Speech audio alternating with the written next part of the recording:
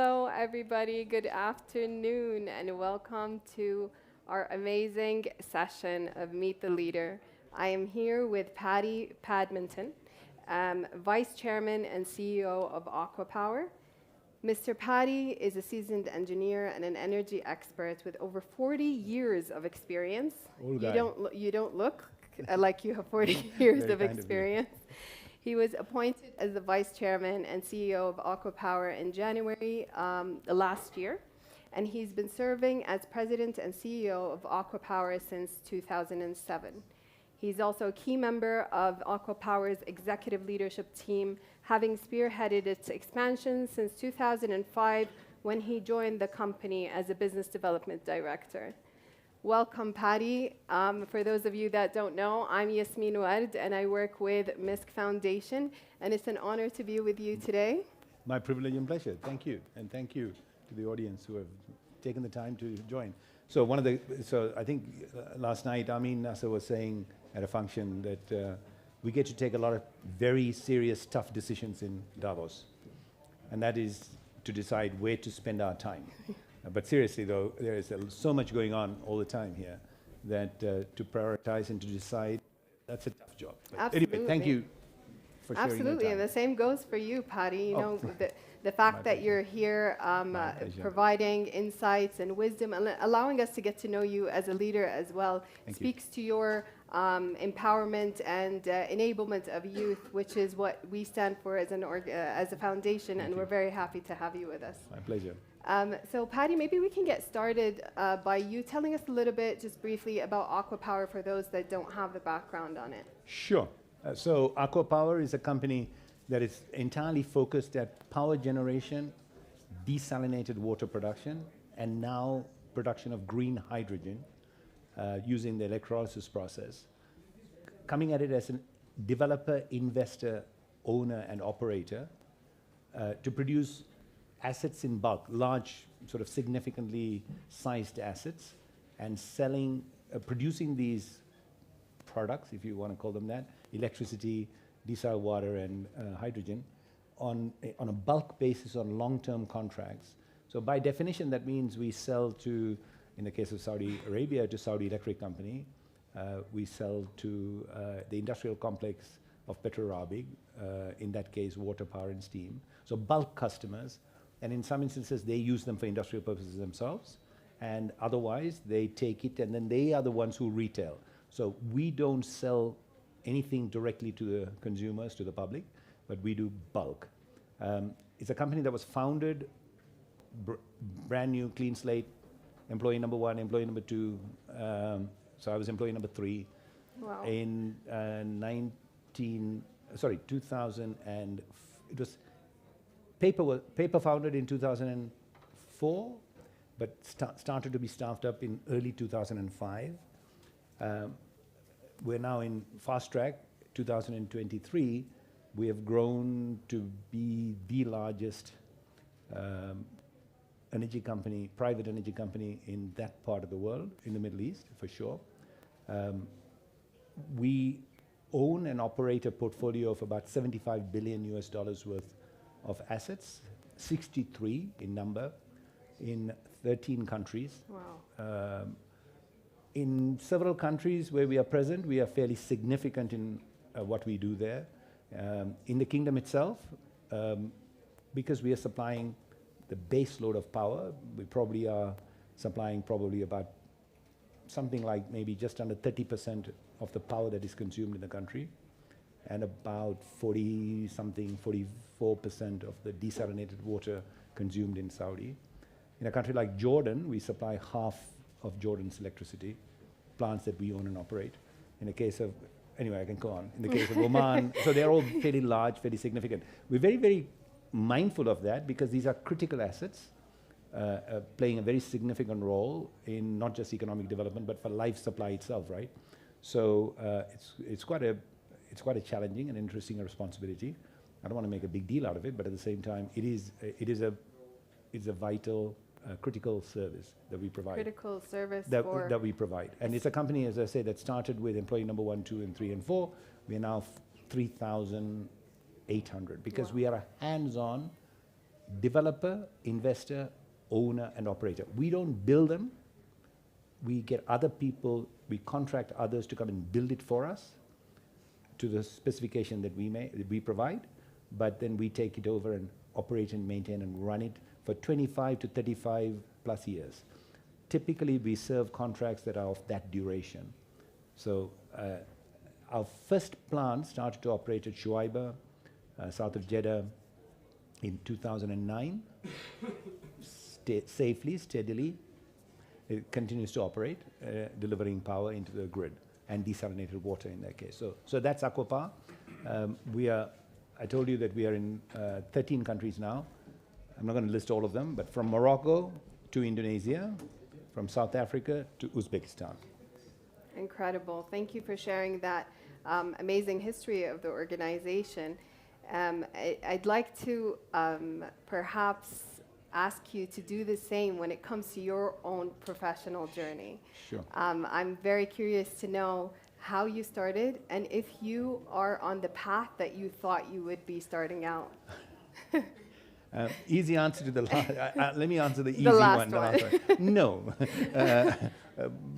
Well, so it depends on, did I, so from the time I started to think for myself, which perhaps might have been at the age of, I don't know, I'd like to think at the age of 1, but probably not. But at the age of, I don't know, 4 or 5, did I think I would end up where I have? Never in a million, Sunday. But that's not the point. The point is, okay, so let me quickly give you a background of, everybody has got their own unique sort of growth and development experiences. I was born in Sri Lanka, in the northern part of Sri Lanka, and I grew up there till the age of 13. My father was an accountant, and he decided to work abroad, so we went to Zambia, Lusaka, Zambia. So I went to school, secondary school for 3 years in Zambia, and then I went to boarding school to finish my A-levels in the United Kingdom, in UK, in England. And then I went to university in England. I did my master's in engineering, civil engineering at Manchester, and postgraduate in management in Lancaster, and worked in UK only for 1 year. It was very boring as an engineer.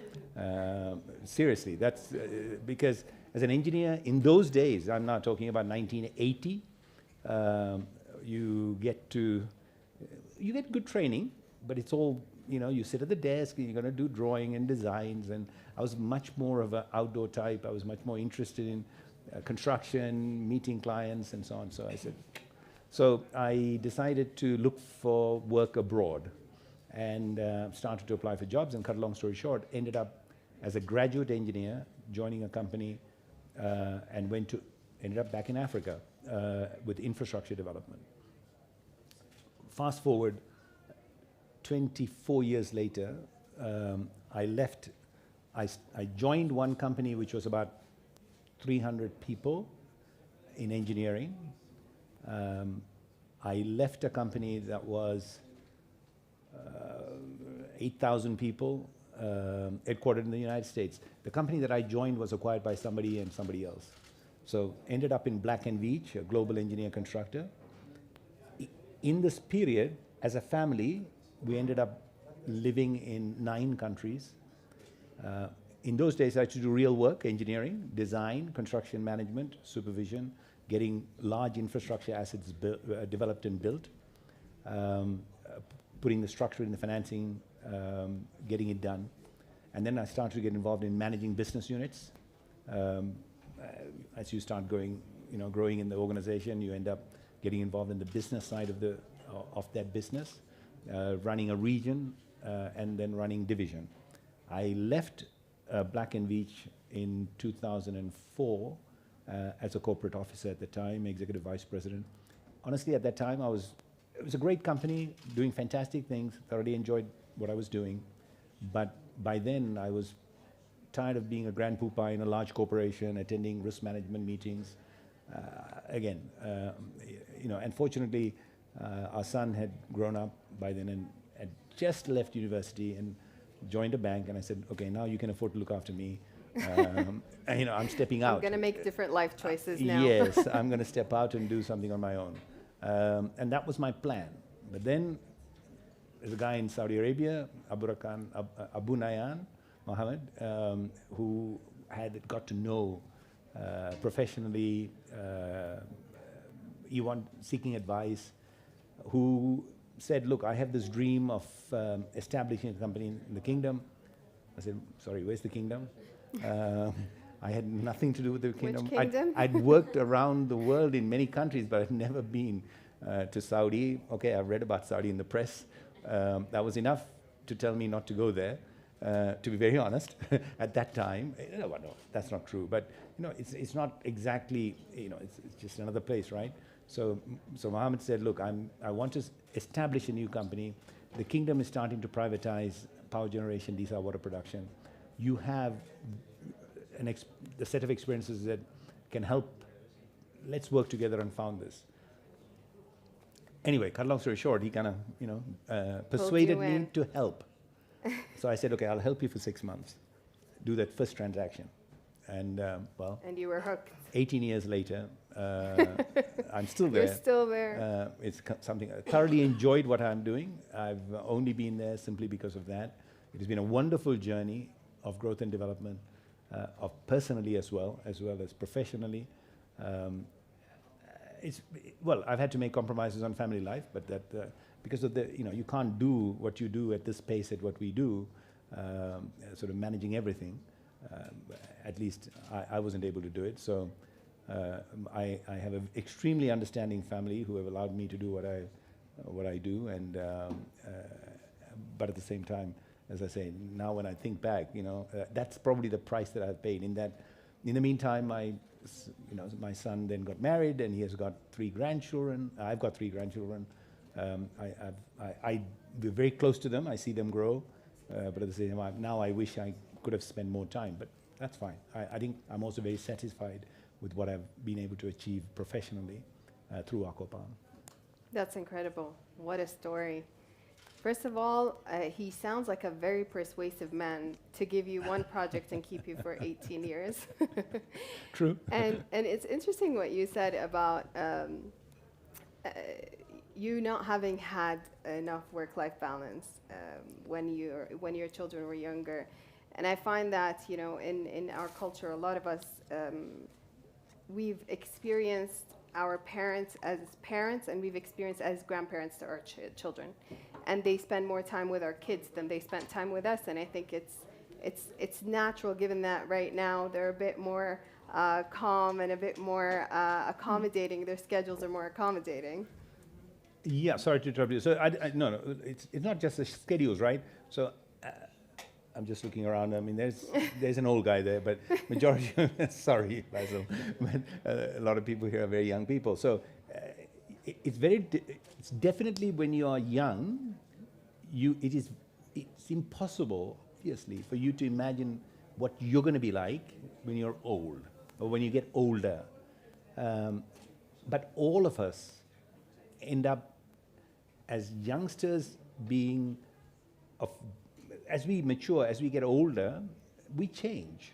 So the issue around when we are younger, our relationship with our children is very, very different from the relationship as grandparents with the grandchildren. It's many things. One of them is, of course, as you get older, you learn the importance of making time for family, which you don't bother when you're young. You don't think about it. It's only when you...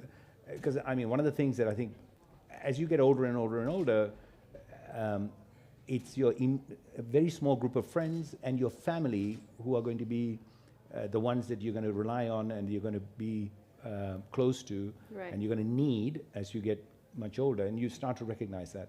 So you do make time. That's the first part. And the second part is, you're absolutely right. Mentally, you've gone through all those experiences, so you are a lot more calmer. You're a lot more tolerant. Whereas as a younger person, you tend to be very intolerant. I was. Everybody else I see around me. So you become much more tolerant. That's the other thing. And then, of course, grandchildren are different from children, right? Children have to be with you day in, day out, whereas grandchildren, you can just hand them back and pick them up easy. So the theme that we're bringing to the global stage is actually generation transformation. Yeah. It's about bridging the different generations. Yeah. And I think a beautiful part of that is, grandparents spending time with their grandkids and actually passing on the wisdom that of things like you just said, you know, as you grow older, you have more patience, you change, you're more calmer.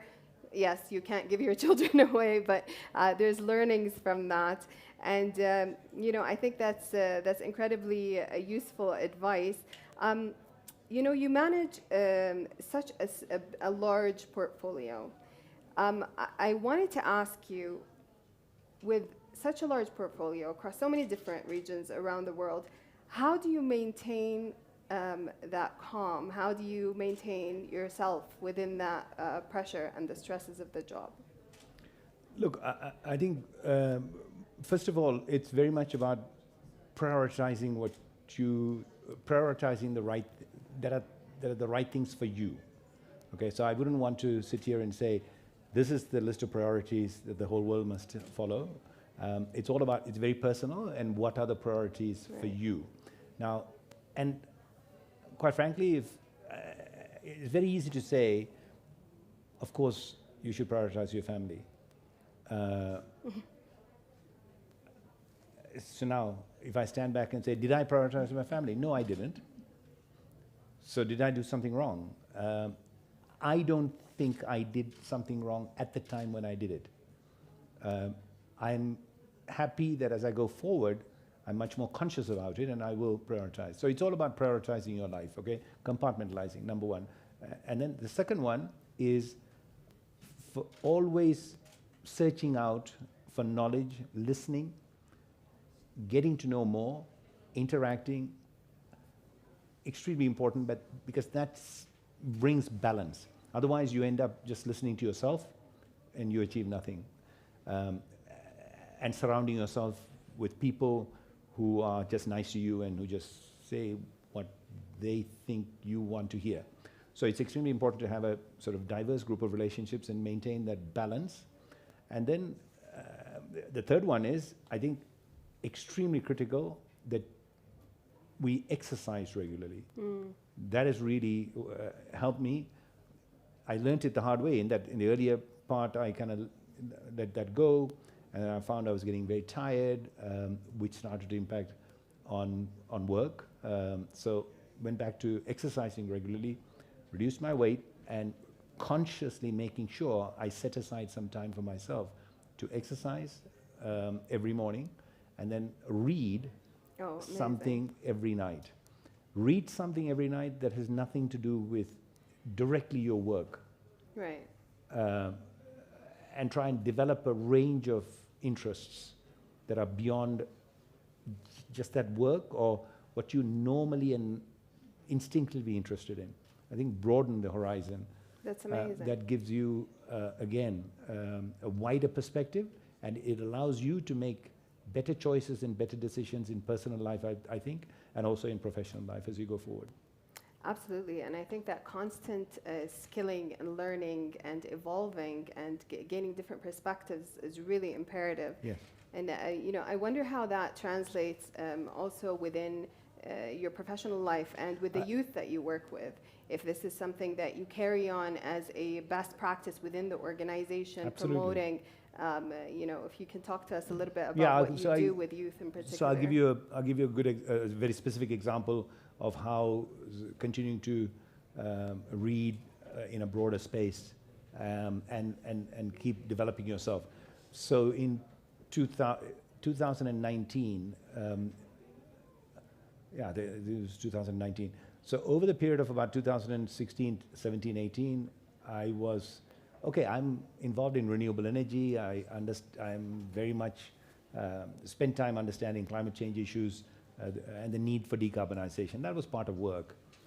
But in the process of sort of reading and understanding and gathering more knowledge around that, I came across, it triggered the interest in the electrolysis process, and started to, okay, it's science, but at the same time... like, what's the electrolysis process? Well, no, I think all of you know it, but you have don't have a name for it. No, maybe. you have forgotten it. Okay. So it's when you were in school, I'm sure you've gone through a lesson where they put water in a beaker and made you stick two electrodes into it, and some gases came out, and they said, well, you're splitting the water atom. hydrogen and oxygen is coming out. So that's the electrolysis process. Now, so I started to look at the electrolysis process as an interesting opportunity to, now that we were able to produce renewable energy very cost competitively, very cheap, and that splitting process is very energy intensive. But if you're going to make the energy so cheap, maybe we should be able to produce that cost competitively. So I started to study around that, and that triggered my attention to what has now ended up becoming the first at-scale green hydrogen project in construction. So that curiosity, my curiosity, which I then took to the office, shared it with the team, started to do more work, grew into something which has ended up in an $8.5 billion investment that is gone into construction as it happens at the NEOM site to produce green hydrogen at scale. And green hydrogen is an extremely critical molecule for a very simple reason. For about 25% of all greenhouse gas emissions, we have no solution on how to decarbonize that other than now with green hydrogen. So the only hope we have is to produce green hydrogen at scale, because that's the only molecule that's going to allow us for steel making, for aluminum production, for long distance transportation, all of these things. We have no other solution. Okay, so it's an extremely important, critical, and we have ended up developing the first plant at scale, which is starting to show to the world that it is possible at scale, and the costs can be brought down to be a very competitive level. So and then in terms of sort of working with the young people, one of the things that we have become professionally very alert to, everybody talks about the energy transition being the biggest opportunity ahead for the world. Right. This is going to be the future, but a very great concern around, is there, costs are going up, supply chain problems, is there money available? Is there skills available? For me, the biggest problem that we are going to face is the skills. The ability to make more components, to make solar plants. Right. We can build more factories. It takes 5 years. We're starting to do that. There's a lot of money. People. There's a lot of money available in the world. This is not a problem. But you can't transform people. Absolutely. You can't develop people in 5 years. Particularly the people with the appropriate skill sets that you need. The passion, the commitment, the mindset of curiosity. These are things that you start to develop from kindergarten up. You need to transform the educational curriculum. You need to transform the educational attitudes. You need to transform attitudes inside families. Right. So this is generational stuff. We're going to need a lot of people across the world to do this. So for me, people ask me, are you, I'm a very optimistic person. Yes, I think we will head towards a net zero world by 2050, but the one thing that concerns me that might push it out to 2060 or 2070 is the people issue. We'll find solutions. We'll get there. We'll find, people will change. We will get the people, but it will take time. Yeah. So ultimately, it's all about. No, for sure. I think. So coming back, it's extremely important, and that's one of the things that I go out of my way in panel sessions. So I'm involved with World Economic Forum on the Jobs Forum about developing people, and we've got to therefore work with the younger people. The big issue, the so-called, there is a generational gap, obviously. Yes. And it's not just about the fact that young are aggressive, young are impatient, young are intolerant. Don't have focus. Let me give you out of focus. All the rest of it. No, it's not. You can stop. Whereas we, as we get older, are much more mature. We are much more this. We know everything. It's not just that. I think it is very different today. Over the last few generations, maybe it was that, but This period is very different. Why? Because it's fueled by the shockingly cheap computing power that she has in her she's hands. holding, okay? The communication devices, the ability to communicate, interconnected world. We are permanently connected Right. to each other. The social media, access to information, artificial intelligence, fueled by all of that. The younger people have a completely, they are very different to me when I was a younger person. Right. So, it's true story. Some of you may have seen this yourselves. My youngest granddaughter is now 7 years old. When she was 2, Christmas, her sisters were there, her mom and dad were there, we are there giving gifts. We were all sitting there watching. 2-year-old excitedly ripping open. So I had given a very nice picture book, hardbacked. She rips it open, starts doing this. We're all sitting there watching. What the hell? What's happening? Wow. And then she flings it aside. Not interesting. My daughter does the same thing with my laptop. Then we, well, there you go. So then we realized what it was. So one of her sisters then jumped in and she opened the book. Oh, she was fascinated to open the book and started to then look at the pictures. So so they get trained from day one to live in that world. Right. And so there is a disconnect. And by the time when you have children, you're going to find I that do. they're I go- have a 5-year-old, and she oh, does that you to do? my Wow, laptop. okay, there She you go. keeps right. And when she you keeps trying to scroll. there you go. So there is already. So as we go Absolutely. forward, but I think we need to understand that, recognize that, and work with that, and utilize those tools in order to then encourage the development Right. and the mindset. Instead of trying to silo those correct. two different things. Yeah. Absolutely. So I think, so, I don't say to people, okay, come on, guys, you're spending too much time on social media. I would rather encourage them to use the right Use it, social yes, media Yes. and use it appropriately. Use it, but use it appropriately. Correct. Absolutely. So, I'm really enjoying speaking to you, and I'm very aware of the time. So I'm going to ask you one last question before wow. we Okay. call. Yeah, can you imagine? It's already. All right. So I just, you talked about curiosity, and I think that's such a beautiful attribute to have across any generation. That's what we're saying. Generation transformation should embody as well curiosity. And how you took an initiative, a thought that you had, brought that curiosity into the workplace, rallied up the groups, and walked towards a shared objective. So over the past couple of days, as we were talking about generation transformation, one of the most questions that came up was, how can we take this momentum and move it from momentum to action?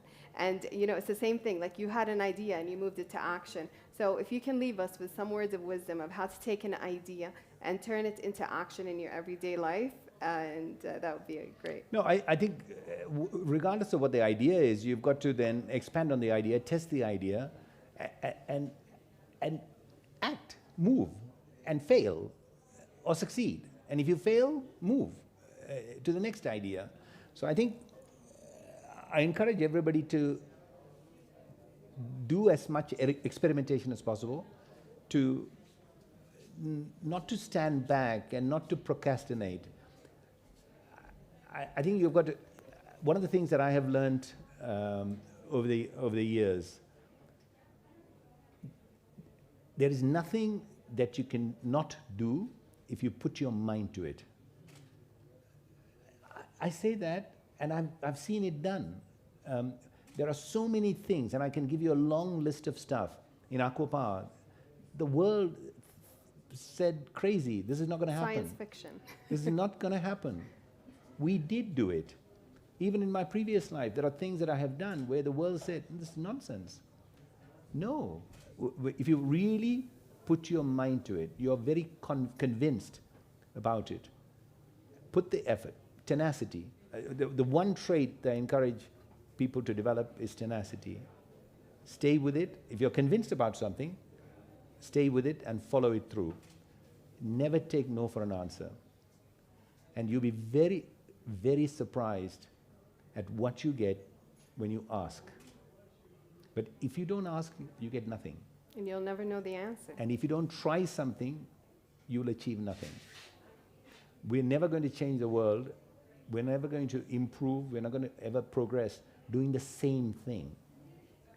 It is by stretching the envelope, willing to go to the edge with the confidence that you will, with the conviction that once in a while you're going to fall off,